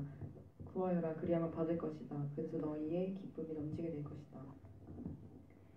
하나님의 자녀로서 누릴 수 있는 축복. 요한복음 16장 24절에는 우리가 예수님의 이름으로 구한다면은 저에게 기쁨이 넘치게 될 것이라고 하시고 계십니다. 고린도전서 10장 13절. 여러분은 사람이 흔히 겪는 시련밖에 다른 시련을 당한 적이 없습니다.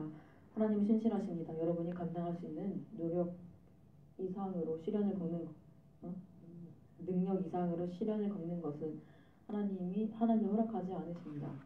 저희의 능력 밖의 시련을 겪지 않게 해주십니다. 요한에서 1장 9절. 우리가 우리 죄를 자백하면 하나님은 신실하시고 의로우신 분이셔서 우리 죄를 용서하시고 모든 불의에서 우리를 깨끗하게 해주실 것입니다. 저희의 죄를 용서하시고 없던 것처럼 깨끗하게 해주십니다. 잠언 3장 5절부터 6절. 너희는 마음을 다하여 주님을 인정하여라. 그러면 주님께서 내가 가는 길을 걷게 하실 것이다. 그리고 스스로 지혜롭다 여기지 말고 주님을 경외하며 악을 멀리하라. 저희 가는 길을 너희는 마음을 다하여 주님을 의뢰하고 너의 명철을 의지하지 말아라. 내가 하는 모든 일에서 주님을 인정하여라. 그러면 주님께서 내가 가는 길을 걷게 하실 것이다. 주님 저희의 길을 곱게 만들어 주십니다. 제가 아까 설명하는 가운데 사과 제일 끝에 나오는 요한일서 5장 11절 12절 말씀이 우리가 다음 주부터 공부하게 될 그리스도인의 확신의 일과 본문이라고 그랬죠. 이 그리스도인의 확신 교재는 5과로 되어 있는데 1과가 구원의 확신이에요. 요한일서 5장 11절 12절 중심으로 살펴보게 될 거고, 2과가 기도 응답의 확신인데 이 5번의 첫 번째 구절 요한복음 16장 24절이 본문이에요.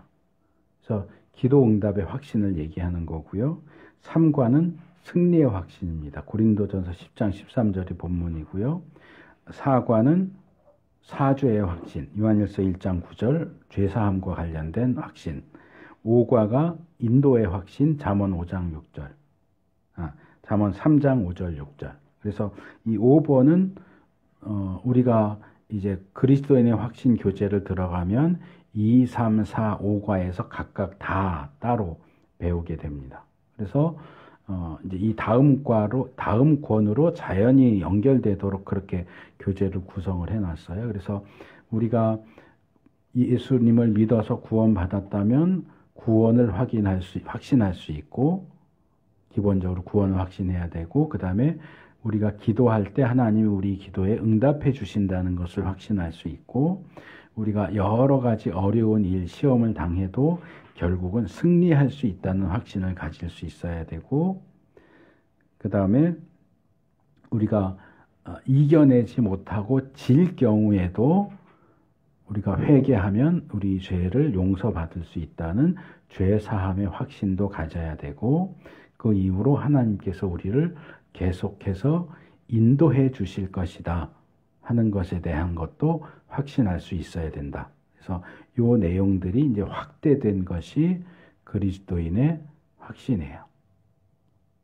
그래서 이 내용은 바울이 디모데 후서인가 전서인가 갑자기 헷갈리는데 3장 16절에서 얘기한 하나님의 말씀에 대한 내용하고 비슷하죠. 모든 성경은 하나님의 감동으로 된 것으로 교훈과 책망과 바르게 함과 의로 교훈하기에 유익하다. 책망, 바르게 함, 훈련. 그래서 승리, 죄사함, 인도 이 내용들이 그렇게 다 들어가 있어요. 그래서 우리가 예수님 믿어서 구원받았다면 이런 것들을 기대할 수 있다. 하나님이 실제로 이런 것들을 우리에게 해주신다 하는 내용인데 이 내용들은 우리가 어차피 그리스도인의 확신 들어가면 한 항목씩 다 살펴볼 것이기 때문에 지금은 자세하게 얘기하지는 않겠습니다. 하나님의 자녀로서 누릴 수 있는 수많은 축복들을 짧은 글로 다 설명할 수는 없습니다. 그러나 하나님께서 주신 영적 양식인 성경 말씀을 지속적으로 배워나갈 때 당신은 이 엄청난 축복들을 발견하고 누리게 되며 영적으로 건강하게 성장해 갈 수 있습니다. 그래서 페이지를 넘기시면 이제 총정리하는 내용이 나오죠. 당신은 이제 그리스도인이 되었습니다. 그러니까 믿음의 부분이 확실하게 해결되었다면 그걸 전제로 그리스도인이 되었습니다. 이것은 엄청난 사실입니다. 하나님의 자녀가 된 당신은 이제 하나님께서 약속하신 모든 이게 여기 축복인데 사실은 복이라고 바꿔서 읽어야 돼요. 약속하신 모든 복들을 누릴 수 있는 특권을 가지게 된 것입니다. 성경 말씀에는 보배와 같은 하나님의 약속들이 가득 들어 있습니다. 당신이 직접 이 말씀들을 읽고 공부하고 암송하며 묵상할 때 이 보배들을 발견하여 당신의 것으로 삼을 수 있습니다. 잠언 2장 4절 5절 은을 구하는 것 같이 그것을 구하며 감추인 보배를 찾는 것 같이 그것을 찾으면 여호와 경외하기를 깨달으며 하나님을 알게 되리니 또한 당신은 자라가야 합니다. 예수님을 영접함으로써 하나님의 자녀가 되었다는 것은 곧 영적인 갓난아이로 태어났다는 뜻입니다. 새로운 생명의 탄생은 실로 큰 기쁨이며 축복입니다. 하지만 태어난 생명이 자라나지 않으면 그때는 기쁨이 변하여 근심거리가 될 것입니다. 그러므로 이제부터는 영적으로 성장해 가야 합니다. 어린아이가 자라려면 꾸준히 젖을 먹어야 하듯이 그리스도인도 영적인 젖인 하나님의 말씀을 지속적으로 섭취할 때 성장하게 됩니다. 하나님의 말씀을 꾸준히 섭취함으로써 영적 성장의 기쁨을 누리십시오. 그래서 구원의 확신에 있어서도 강조되는 게 뭐예요? 하나님의 말씀이 제시하는 사실. 구원받은 이후에 그리스도인의 삶, 그리스도인으로서의 누릴 수 있는 혜택들, 그리스도인으로서 자라나가기 위해서 중요한 것들, 그것도 다 뭐와 연결되어 있다? 하나님 말씀과 관련되어 있다. 그래서 말씀을 은을 구하고 감추어진 보배, 보물을 찾듯이 돈 벌려고 눈 빨개져서 하듯이 하나님 말씀을 좀 그렇게 읽어라. 읽으면 하나님을 알게 되고 하나님을 경외하게 되고 하나님이 원하시는 모습으로 성장할 수 있게 될 것이다. 그래서 여러분들이 정기적으로 매일 하루에 한 장씩이라도 성경을 계속 읽고 또 이 교재들을 좀 예습하면서 이제 구원의 확신 넘어가면 인간과 하나님의 거의 한 2배, 한과가 한 2배 정도 문항이 많아져요. 다뤄야 될 게 많아져요. 그리고 이제 그냥 성경 구절만 찾으면 답을 쓸 수 있는 게 아니고 좀 더 생각하고 고민해야 답을 쓸 수 있는 그런 문제들도 꽤 많이 나오고 필수적인 구절은 외우라고 요구하기도 하고 그러니까 뭐 나이가 있으신 분들은 외우는 게 어려울지라도 젊은 친구들은 좀 그 구절들을 다 외우려고 노력을 해보시고 잘 예습해서 다음 주부터는 그리스도인의 확신에 대한 공부로 들어가도록 하겠습니다. 오늘 여기까지 하겠고요. 뭐 특별히 덧붙여서 하고 싶은 말이 있으면 하시고요. 저는 아까 구원이 그러니까 사람에서 그러니까 그 주체가 사람이 아니라 이제 예수님 주체라고 하셨는데 제가 요새 아이들한테 수동태, 능동태를 가르치거든요. 그래서 구원은 ing가 아니라 pp구나 그 생각을 했어요. ppp. 그래서 내가 그걸 하는 게 아니라 예수님이 나한테 그걸 해주시는 나는 그 대상이고 예수님이 구원해주신 주체구나 그 생각을 한번 하게 됐어요. 네. 이제 구원의 확신과 관련해서 제가 두 가지 정도를 빼놓고 얘기를 안 했어요. 하나는 은혜에 대한 설명이 필요하고, 지난주에 이제 사모가 지적했던 것처럼 그 요한복음에 나오는 믿음의 결과 세 가지가 이제 시제로 나와요. 과거, 현재, 미래로 이렇게 구원의 3시제로 나오는 게 있는데, 그걸 제가 구원의 확신을 다루면서 얘기하려고 안 했어요. 그래서 다음 주에 할 때 구원의 확신 다루면서 은혜에 대한 부분도 제가 좀 더 다룰 거고, 구원의 3시제와 관련된 것도 그때 더 다룰 겁니다. 그래서 여러분들이 예습을 잘 해올수록 공부의 효율이 올라가니까 이렇게 막 와서 그때 할 때 성경 찾아서 막 이렇게 하지 말고 미리 좀 답 다 달아놓고 문제를 다룰 때 바로바로 대답할 수 있도록 그렇게 준비를 해 오셨으면 좋겠습니다. 오늘 여기까지 하겠습니다.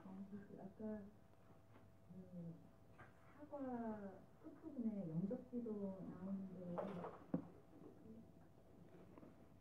사과에서 7번에 영접기도 나오는 부분에 그 목사님 가지고 계신 책하고 이 책하고 이제 그 기도문이 달라요. 그런데 저도 이제 아주 뭐 오래전에 그 목사님 가지고 계신 책으로 공부를 했었고, 또 그리고 그 책은 있지만 제가 그 책은 안 보고 목사님 하시는 걸 듣고 이제 읽으시는 거 듣고 여기 있는 새로운 책에 읽으면서 제가 이건 좀 보완이 필요하겠다. 그래서 목사님이 가지고 계신 그 책에는 구원이라는 얘기가 나오거든요. 구원해 주셔서 감사합니다인가요?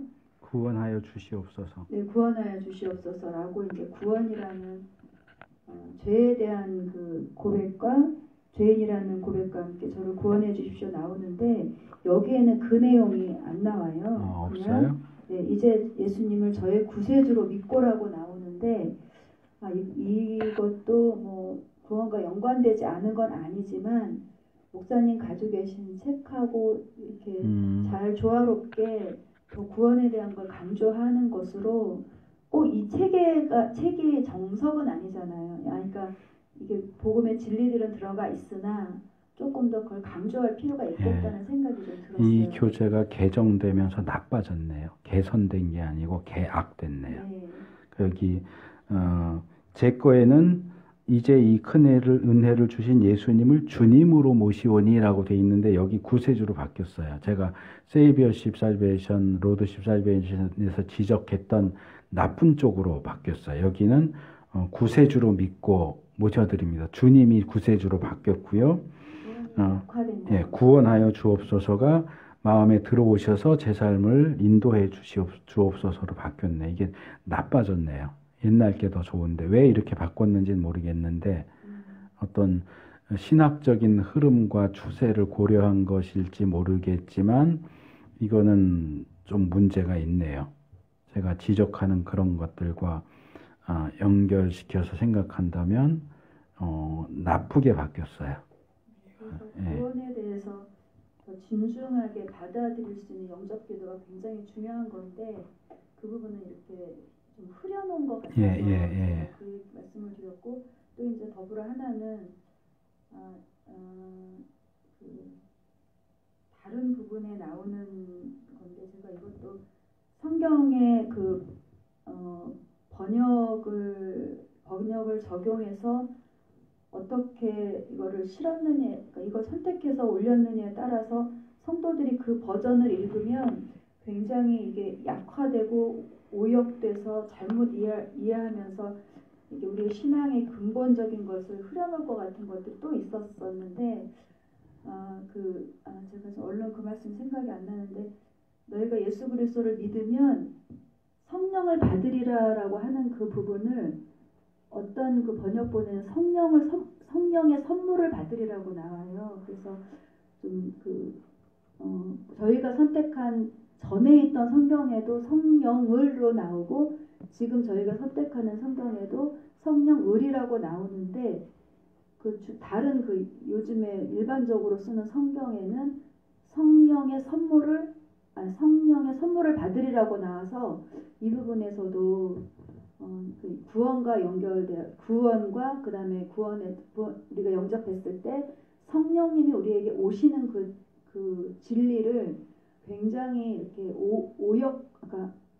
오해하고 그다음에 그 진리에 이르지 못하게 하는 아주 큰 어찌 보면은 참 위험한 그런 번역이 있어서 제가 연결해서 이렇게 말씀을 좀 드립니다.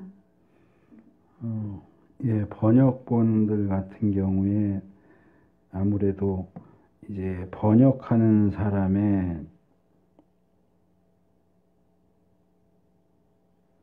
그 신학이 반영될 수밖에 없기 때문에 그런 어떤 변경들이 나올 수 있는데 이게 38절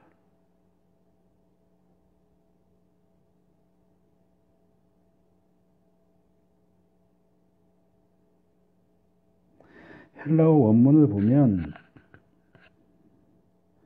성령의 선물이 맞아요. 예, 헬라어 원문으로는 텐 도레안 투 하기우 푸뉴마토스 그래서 그 거룩한 영의 그 선물을 이게 맞는 번역이기는 해요. 그러니까 성령을 성령님 자신이 선물이기도 하지만 성령님이 주시는 선물이기도 하기 때문에 그러니까 원문만 놓고 따지면 옛날 번역이 틀린 거고 성령의 선물이라고 번역한 것이 원문엔 오히려 더 가까워요. 그러니까 포함되어 있지만 어쨌든 번역만 놓고 볼 때는 성령의 선물이 더 맞는 번역이기는 해요. 그러니까 우리가 원문을 번역을 했을 경우에 우리에게 익숙한 표현들, 그런 익숙한 표현에 기초한 신학적인 가르침들을 놓고 볼 때 번역된 것이 그것과 맞지 않아 보이는 경우들이 있는데 그런 경우에는 중요한 것은 우리가 기존에 가지고 있던 생각이 아니고 성경 원문에 뭐라고 되어 있느냐가 사실은 더 중요하거든요. 근데 성령의 선물을 받는다고 해도 우리가 기존에 알고 있는 성령을 선물로 받는다 하고 이게 반대되는 개념은 아니에요. 성령을 포함한 성령님이 주시는 선물들을 받는다라고 해야지 이게 번역이 옛날 거랑 달라졌는데 이거 뭔가 의도를 가지고 바꾼 거 아니야? 이렇게 할 거는 없어요. 원문과 틀리게 번역했다면 그렇게 말할 수 있는데 원문과 맞게 번역을 했다면 그게 오히려 개정된 걸로 봐야지 개혁된 걸로 볼 필요는 없다는 거죠. 예.